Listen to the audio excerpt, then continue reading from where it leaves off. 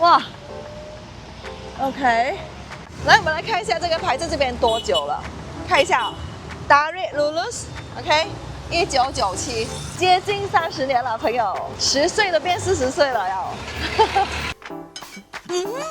Hello， 大家好，我是艾莉，今天带你来看楼了，今天我就不是坐在办公室跟大家讲房产知识，也没有带大家去看美轮美奂的示范单位，而是呢亲自来到街头这里，就想要用镜头带大家去看一看吉隆坡4大，就是常常会经过，可是心里呢就有个疑问，怎么这个的楼盖到一半的项目？Your mind is clearer than before. Your heart is full and wanting more. Your future's at the door. Give it all you got. No hesitating. 这些项目呢，想当年都是非常有野心的，要么呢就改写这个吉隆坡的天际线，要不然就是一些国际级的地标。那么盖着呢，就停着半途，成了吉隆坡有故事的风景。所以呢，今天我们大家就来一起散步，来到现场直击吉隆坡4大格致项目。那大家想要了解吗？想要知道的更多吗？记得点赞订阅，我们就可以开始了。OK， 首先第一个站就是吉隆坡最具有传奇色彩的一个项目 Plaza Rakyat。Plaza Rakyat 是位于吉隆坡市中心的普渡区，位置非常的核心。而这个项目呢，最早是在1990年代初是由政府主导规划的，设想要打造成一个集合购物中心、写字楼、公寓、酒店，再加上交通枢纽于一体的超大型综合性发展。可以说呢，当年它是吉隆坡的未来之星，几乎承载了整个城市更新的一个梦想。工程是在90年代正式动工，地基还有部分的结构呢，甚至已经建起来了。大家看见这个画面哦。但是大家也知道，1997年亚洲金融危机席卷了整个东南亚，资金链断裂，开发商无力继续。于是呢，这个原本雄心勃勃的蓝图就这样停在了半途。从那之后 ，Plaza Rakyat 就好像我们现在所看见的，就像是一个未完成的拼图，静静地耸立在市中心。就很多人其实每天经过，可能也不知道这一边隐藏了这么大片的一个还未完成的大项目。好了，既然在这边呢，也顺便给大家看一下附近有什么。OK， 首先站在这一个位置看去那边，华人街生院。那华人街生院呢，肯定是吉隆坡老一辈华人的回忆。那时候啊，是有很多人在这边出事的。那接下来就是同山医院。同山医院呢，也是我们吉隆坡非常著名的一个中医医院，它是有中医的。那么外国人如果是想要找中医的话，在吉隆坡市中心可以来同山医院啦。OK， 好，那么镜头往前面看的话呢，那个就是 Maybank 马来亚银行。马来亚银行呢是马来西亚最大的银行，因为所有的公务员他们的薪水呢都是通过马来亚银行付给他们的。那么前面那一边呢就是普渡 Central， 大家看到 UTC 的这个建筑物呢，就是吉隆坡的巴士总站。那么以前呢就没有其他公共交通情况下，大部分的吉隆坡上一辈的人都是从这里搭巴士出去别的地方的。OK， 因为这边就是一个老区嘛，所以周边的这些建筑物呢都是比较有历史性的。你会看到比较多老外来，因为老外都是喜欢看这一种这个历史性的建筑物。就我们站在这边一直都看见有老外在这边走走逛逛啊，看看我们吉隆坡的老样子。OK， 那在这里看呢，其实这个土地那么一大片，而且地点呢也是属于一个黄金地段，所以呢我们也非常的期望，就是它重新复工，那么未来呢就给吉隆坡带来一个新面貌，我们就大家期待一下啦。好，现在来到第二个地方呢，就是大家非常熟悉的 KLCC 公园的旁边这个项目。而这个地点呢，是很多来到吉隆坡的游客啊，或者是想要投资吉隆坡核心区的人呢，都会经过的一个地方，因为它直接就在地标还有我们大公园的旁边嘛。那很多人当时候经过都问说，这一大片的土地是要干什么的呢？那事实上它就是我们吉隆坡其中一个搁置的大项目。Fairmont KL 当年呢就是要打造双塔式的奢华酒店和公寓。Fairmont 呢，它是国际酒店大牌，所以这个项目呢一度是让人很期待的。那么当时候因为地价高、建设成本高，再加上疫情来临，就冲击了旅游业，所以这个项目呢，到今天还是停留在规划的阶段。不过值得一提的东西就是这个项目呢，它还未进入销售的阶段，所以在这一边并没有这个买家呢是直接受影响的，因为它还没销售嘛。对，它就是一个还未开始的一个计划，就是愿景蓝图这样子。而这个地段呢也是非常的就是黄金中的黄金地段，所以我们也是希望它重启。那么当然来到这边呢，就是要配合它适当的市场还有资金来临的时候。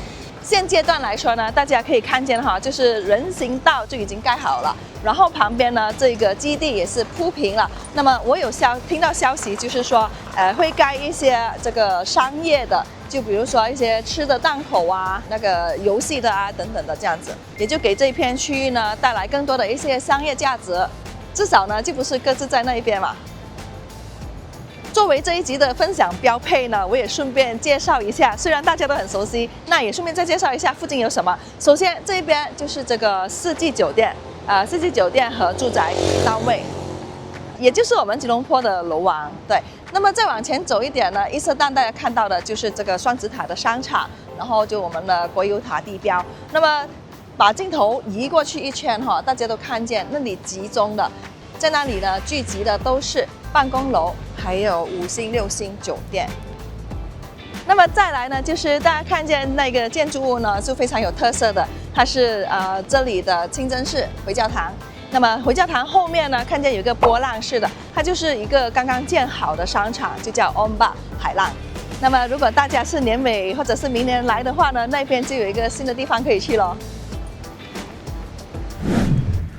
现在来到了这一栋呢，大家肯定有看过它的模型，也听过它的澎湃宣传，它就位于 Jalan Conley。你看，百威年的后面 ，KLCC 的附近。这一栋楼呢就叫 8 Conley， 它会有3栋看起来像扭转的高楼，其中包括72层的凯芬斯基酒店、61层还有56层的服务式公寓，再加上这个独特的扭转造型，是来自世界级的 RSP 建筑公司所打造的。现场这么看呢，它实际上也是差不多接近封顶，然后呢这一片的这个玻璃帷幕墙也建得非常的漂亮，就是一个很炫的项目，双八型的这个超高楼啊，凯芬斯基酒店啊，就有很多的豪华元素是在这里的，再加上呢那种世界级的公寓设施啊，空中花园啊，公园跑道啊等等等等，它就施工到一半呢就卡钱了，然后它的承包商呢就开始讨债。这个故事呢，到现在还没画下句号的。那么当然，结构并没有倒车，就是那一种呢，你知道我在做，可是你不知道我什么时候完工的一个尴尬感。好了，那么在这里呢，也顺便介绍一下周边有什么啦。首先，这一个项目旁边呢就是普尔曼酒店。那么如果是往这个方向走的话呢，就是 The Conley MRT Station， 就捷运站啦，所以这边交通是非常便利的。那么大家看见这一条路嘛，出去马上就是百威年商场了，也就是说住在这一边的话呢，走几步路就可以进入百威年商场，非常方便。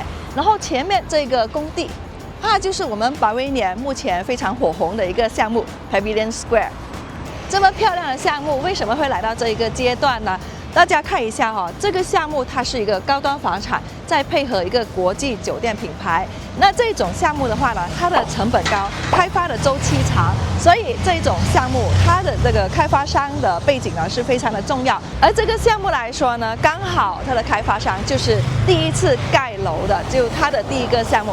第一个项目呢就非常大的噱头，那么有可能就是资金实力那一边不够雄厚，就是比较脆弱一点，所以呢在碰上疫情还有市场不给力的时候呢，工程进度就来到今天我们看的这个地步。就刚好在我们拍摄这个项目的前一天，9月1号就收到这个新闻 ，KSK 集团的首个房地产项目 8 Conley 正式挂牌出售。出售什么价格呢？价值54亿令吉。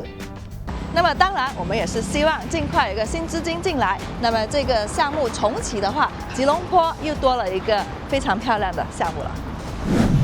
嘿，现在来到了这个地段呢，就是 Jalan Raja Chulan KLCC 区核心地段咯。KLCC 就在前面而已，来，有没有一点距离感 OK， 事实上呢，这一片区域它就叫做Kampung Baru。那Kampung Baru呢，就是市中心里面著名的一个土著区。大家可以看见哦，前面一片就是有地住宅别墅了。而在我身后的这个项目呢，就是 M101 Skyview。而这个项目呢，在当年宣传的时候也是非常的轰动，因为它要打造的是一个全世界最高的观景摩天轮。来，放一首歌。天荒地老，流连在摩天轮。除了观景摩天轮之外，也带有这个豪华住宅啊、空中购物广场啊等等的。那么在这里呢，也给大家看一下当年宣传的时候它的项目概念。全世界第一个摩天轮摩天大楼哦，摩天轮的设计呢是来自 Studio Porsche， 真的很震撼。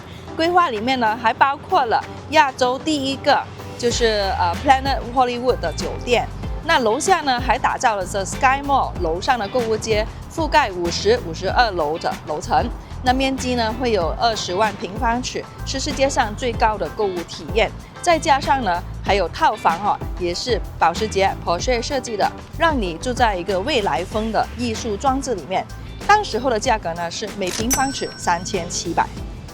在吉隆坡市中心，如果有从事超过10年的中介呢，一定会知道这个项目。而我自己呢，当时候也是有见证过这个项目的开盘，还有它热闹的时候。就这一条路呢，我们就非常记得的。当时候开发商也是邀请了这个政府部门啊、高官啊来这边做剪彩之类的，所以对也就非常的热闹。那么目前呢，大家可以看见工程就是停顿在这里了。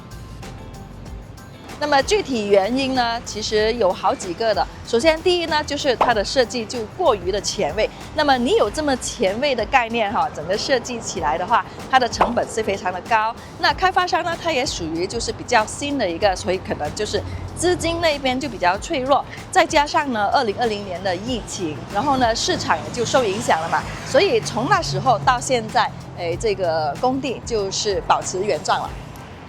整个项目就慢慢停了下来，摩天轮的梦想呢，也就剩下图纸上的那幅画。目前它的工程是长期停顿，官方并没有正式宣布取消，只是处于无限期搁置的状态。那么当然，它还没有正式宣布停工嘛，所以它还是有希望的。大家觉得有没有希望改天会复工？好了，既然来到这一边，也顺便介绍一下周边有什么。就项目地点呢，就在这里嘛。直接前面这一栋呢，就是 SP Sedia 的这个公寓住宅，也是市中心里面性价比蛮高的一个公寓。那么在前面那边就有地铁站 MRT， 是 Rajajudha MRT 的地铁线出口。然后前面这里呢，我们看见一个工地，目前在盖的是另外一个开发商的项目，也是去年开盘的，就叫 Loft Hill Residence。而吉隆坡呢，目前就属于一个快速发展当中，所以大家可以看见有很多的新项目也在开盘，或者是陆陆续续的在销售当中。当大家来这边看新楼的时候，我也想要提醒一下大家，就是记得留意开发商的背景还有他过往开发过的项目，做一个参考。那第二呢，就是留意一下那个项目它是否实在。是否实实在在的是一个可居住的项目，或者投资的话呢，它是否有一个可持续性的一个元素？就比如说它的户型啊，或者是它的那个总共单位楼层啊，还有它的营运方是谁这样子。毕竟呢，大家购买的是一个期房呢，它就经过一个4年5年的时间来改造，所以呢，如果这个项目它能够挨过这个4、5年的时间盖好交楼的时候，大家就可以赚取它的这一个涨的空间。那么当然，相对的它也是带有这个风险的，就是如果这4、5年的时间里面，万一是碰上了什么世界级的那一种危机啊、疫情之类的话呢，那就非常取决于开发商本身的实力了。在这里呢，也想顺便提醒大家，买房投资记得量力而为。有些项目宣传很吸引，但是也意味着更高的成本、更长的建筑周期，也伴随着不确定性。那如果是决定投入，最好这一笔钱呢是即时暂时锁住，或者亏损也不影响自己的生活品质。理性判断，清楚风险，才能安心等待回报。投资本来是个快乐的事，希望大家买得安心，赚得踏实。好，那么这边呢也顺便再补充一点点，就是这么多年来的话呢，吉隆坡那么多的项目就只出现了这几个是格致的项目。那么当然，当中你们也是会有一些就问说，马来西亚作为购买房子啊，法律啊或者是什么条例之类呢，是保障这个买家如果面对这种情形出现的话，是该怎么办？好，就针对这个题材呢，我就打算做另外一个视频来给大家讲解一下，在马来西亚购买期房的风险还有法律条例。记得点赞、订阅、留意我接下来的视频哦。那我们就下一集见啦，拜拜！现场直击看一下这些啊，等一下，所以呢，今天就 OK 啦，1、2、3。虽然如此，不过它的 OK 啦，1、2、3。虽然如此 ，OK 不要，它没有宣布就是停工的。那 OK 啊，很难讲啊。OK 啦，1、2、3。那么 OK 啦，1、2、3。那么 OK 啊，不要 OK 啦，1、2、3。